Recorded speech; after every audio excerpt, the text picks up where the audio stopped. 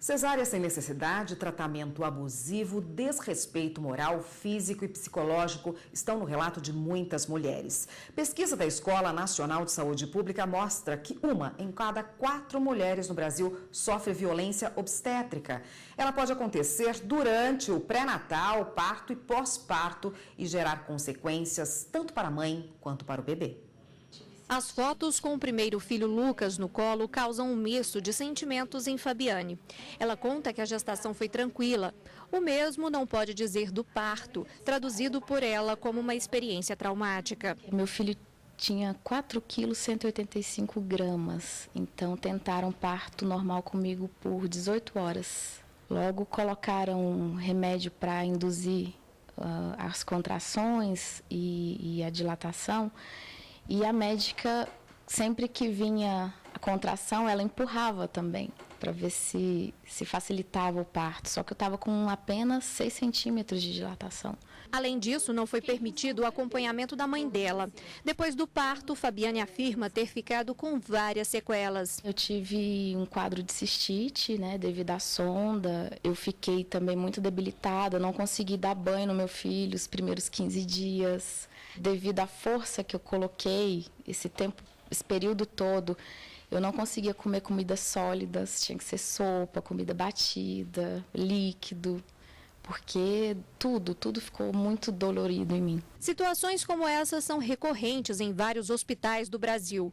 Por isso, a Defensoria Pública de São Paulo lançou uma cartilha para gestantes conhecerem seus direitos. De acordo com a cartilha, as situações de violência obstétrica mais comuns são negativa de atendimento à grávida, proibir a entrada de acompanhante na hora do parto, impedir a escolha do procedimento do parto, deixar a grávida muitas horas sem acesso à água ou comida, ofensas verbais à gestante e deixar de oferecer alívio para a dor. No Brasil, não existe uma lei específica que trata sobre violência obstétrica. A conduta dos profissionais de saúde é regulamentada pelo Código de Ética Médica, que determina que todos os pacientes devem ser tratados com respeito e cuidado em qualquer situação. Relacionado ao parto, a determinação do Conselho Federal de Medicina é que a gestante tem direito de escolher o procedimento, mas é ético o médico exercer o direito de autonomia profissional em casos de riscos para a mulher ou o bebê. A gente tem aqui na hora que acontecer alguma intercorrência, alguma coisa que faça com que a gente, como médico,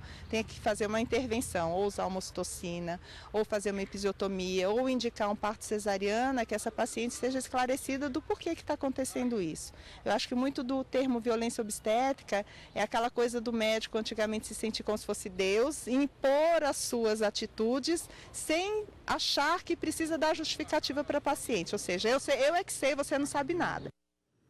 Pois é, para falar mais sobre esse assunto, nós convidamos o advogado Francisco Camargo, que está aqui no estúdio conosco hoje. Boa tarde, doutor. Boa tarde, Érica. Boa tarde a todos. A gente viu o relato aí, da nossa personagem, que teve problemas, na hora do parto. Isso é muito comum. E a gente já ouviu aí na reportagem da Fernanda o que é essa violência obstétrica, mas eu gostaria que o senhor caracterizasse para a gente, explicasse melhor o que caracteriza esse tipo de violência. Érica, antes de traçar esse aspecto, é importante a gente trazer à baila o fato de que o médico, para exercer a medicina no Brasil, ele precisa estar registrado no Conselho Regional de Medicina, segundo o artigo 17 da Lei 3268.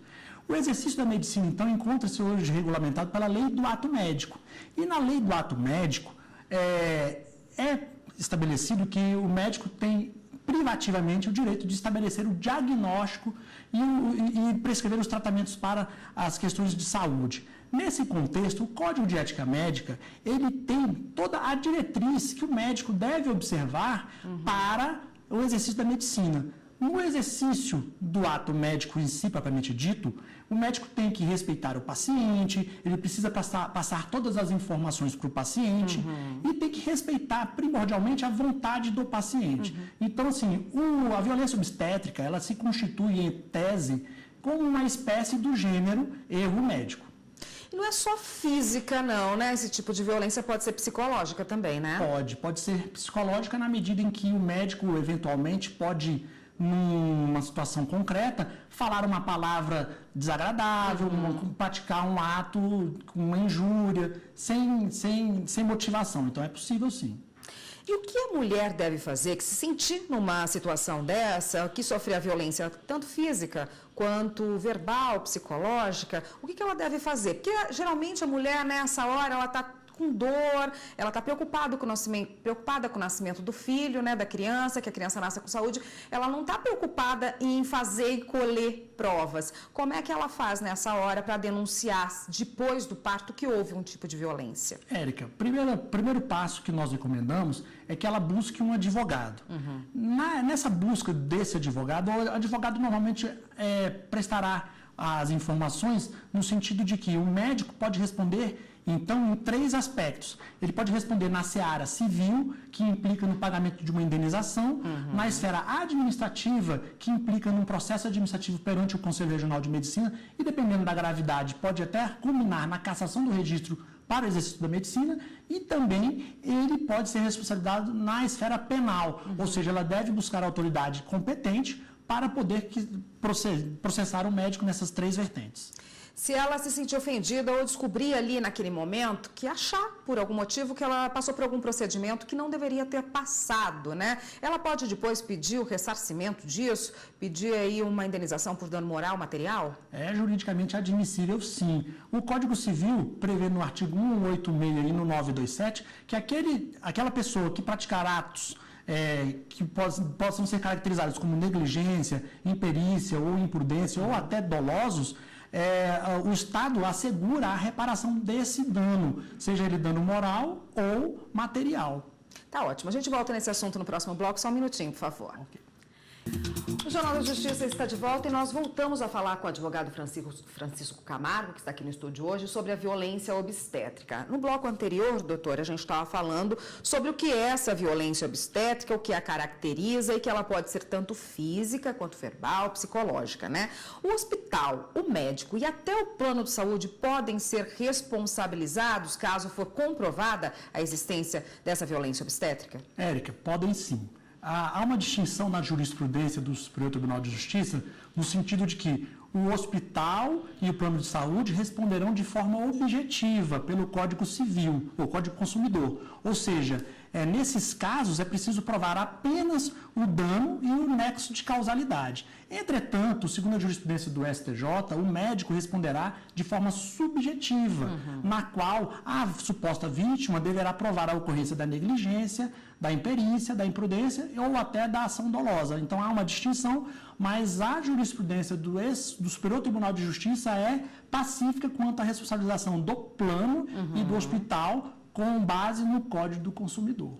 Impedir que a gestante escolha a forma que ela quer ter a criança, a forma do parto e também o local, é um cerceamento do direito dela? Olha, na nossa visão, sim, porque atualmente o CFM editou a resolução 2144 de 2016, há um mês atrás, mais ou menos. Por quê? Porque havia uma imposição de que o médico teria que definir tudo. Entretanto, há que se respeitar a autonomia do paciente. Então, o Conselho Federal de Medicina evoluiu na sua visão e está orientando que os médicos respeitem a autonomia do paciente, mas também determina que os médicos têm a obrigação de informar todos os riscos que existem dos procedimentos. Ou seja, então, hoje no Brasil nós temos, então, uma autonomia para a vontade do paciente no que se refere à realização da cesárea. Vamos supor que a gestante tenha tido um parto aí difícil, ela acha que tenha tido algum procedimento que ela não queria ter passado, ela tem que exigir o prontuário do hospital e o hospital tem o direito de negar isso ou não? Ele tem que dar o prontuário para ela? Olha, Érica, a questão é a seguinte, na nossa visão, o acesso ao prontuário médico, o prontuário é do paciente, né? Ele é um documento no qual o médico registra todos os atos que foram realizados e as intercorrências que daí decorrem. Então, este documento é um documento para a paciente, se ela precisar de alguma informação do que aconteceu no que se refere ao tratamento. Existe uma resolução do CFM, a 1605, que ela trata como o prontuário vai ser acessado. Normalmente, na nossa visão, a paciente, se sentir lesionada, ela pode buscar o prontuário, pode solicitar ao hospital, e o hospital é obrigado a fornecer, sim, o prontuário. Doutor, e uma mulher em situação de aborto, por exemplo, que tem uma demora para ser atendida, isso também infringir o direito dela? Olha, na nossa opinião, sim. Por quê? Porque ela, quando está nesse processo de realização do nascimento da criança, caso não haja um atendimento adequado, o médico vai responder. Ou seja, se ela ficar esperando muito tempo para aquele atendimento e causar uma lesão a ela e ao nascimento da criança, ela vai ter direito e, eventual, dependendo da circunstância, pode até caracterizar o crime de omissão de socorro, por exemplo. Então, assim, é uma situação que acontece e que as pessoas precisam ser informadas efetivamente desses riscos, né? Tá ótimo, doutor. Muito obrigada pela participação. Eu conversei com o Francisco Camargo, que conversou com a gente hoje a respeito da violência obstétrica e a forma de se prevenir que isso aconteça, né, doutor? Obrigada pela participação. Obrigado. Até uma próxima. De nada.